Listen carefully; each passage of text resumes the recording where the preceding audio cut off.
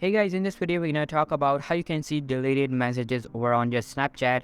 But before we begin, make sure to hit that subscribe button down below. It really helps me out. Alright, so let's get started. First of all, open up your Snapchat.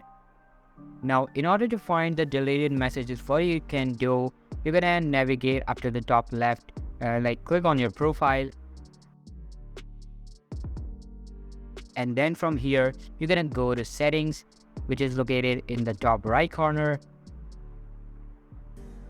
Over here, scroll down, and then at the very bottom you will find my data, so you're gonna tap on that and you can see data available for download.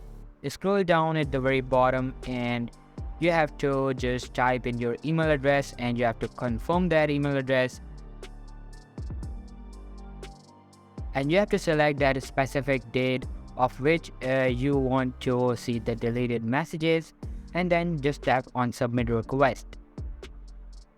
And after that, within few minutes, your data will be provided to you through your email address and you can easily download it from there, and from there you can see all the deleted messages of Snapchat.